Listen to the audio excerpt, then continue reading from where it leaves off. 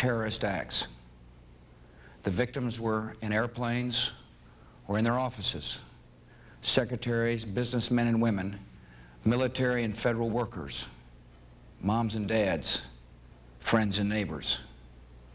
Thousands of lives were suddenly ended by evil, despicable acts of terror. The pictures of airplanes flying into buildings, fires burning, huge structures collapsing, have filled us with disbelief, terrible sadness, and a quiet, unyielding anger. The search is underway for those who are behind these evil acts. I've directed the full resources of our intelligence and law enforcement communities to find those responsible and to bring them to justice. We will make no distinction between the terrorists who committed these acts and those who harbor them.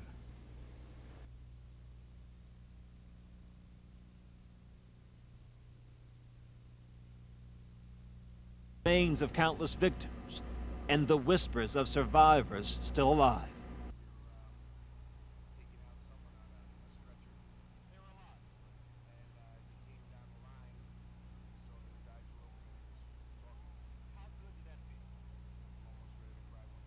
Is where fatigued firefighters had been searching through the night and into the morning and helped rescue a Port Authority sergeant trapped under the rubble. He was in a lot of pain.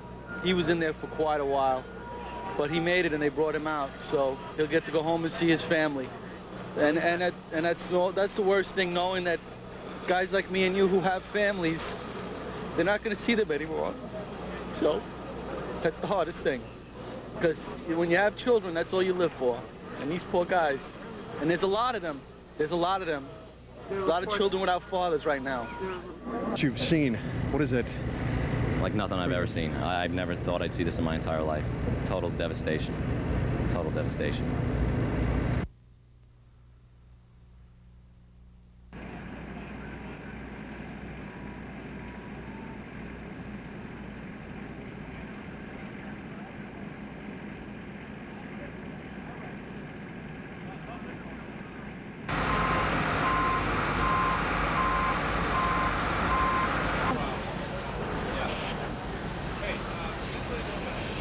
And there have been a lot of people, dozens of people who have come here all day long trying to get to work, trying to get to wherever it is in Lower Manhattan, but they have been unable to. A lot of the residents who live in this area have had to show residents' ID to make sure that these people actually live here.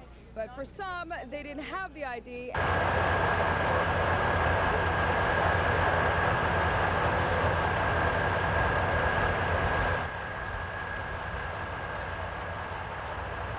As well, to try to get an update on where we are and as far as rescue efforts and what the government is going to provide. And we understand the USS George Washington is now off the coast of New York City near Robert Moses State Park, which is on Fire Island. Also, they are sending the USS John F. Kennedy, and these both are going to have 2,500 to 3,000. All of the newspapers and other kinds of papers that are on the ground. You see some of the still stunned and quieted searchers, awed by what they see. Now, by realizing that those huge two towers, 110 stories high, are no longer over 78, maybe 80 police officers and countless other civilians. They have been finding survivors. For example, this morning they pulled out a Port Authority police officer, a sergeant, as well as at least 5 other people, firefighters, New York City firefighters, who had gone in cell phone messages as well as messages typed on computers. So that's a good news as to the possibility of finding things. But if you look, and the camera now shows you the array of vehicles that are on hand to treat the injuries of any survivors who were found. And that, of course, is mission number 1. Where they are all ultimately headed is the center of destruction, the eerie wasteland engulfed in an ominous yellow-tinged cloud, where even the buildings still stand.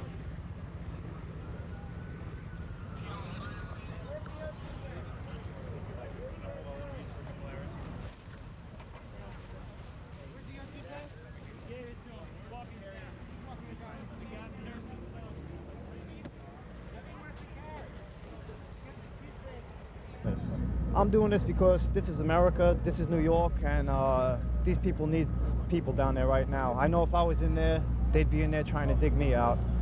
You know, we need each other right now. This is one of the worst times for America. This is one of the worst times for New York, something nobody will ever forget.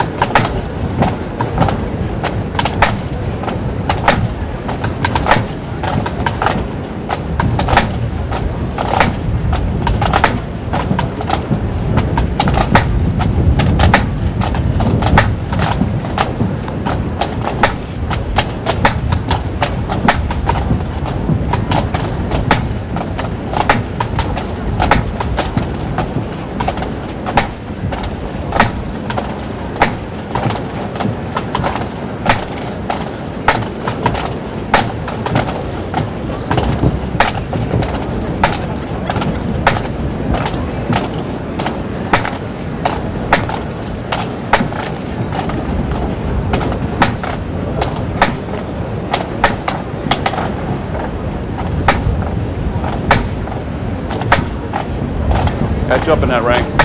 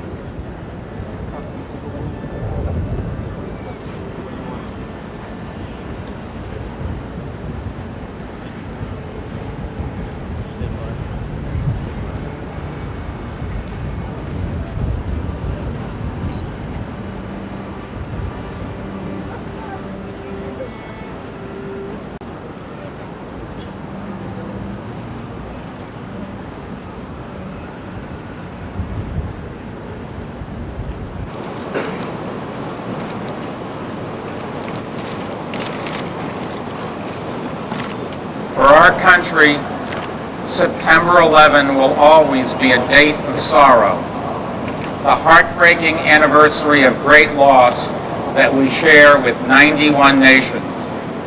But the memories of those we lost will burn with unending brightness and ignite a flame of freedom that lights the world.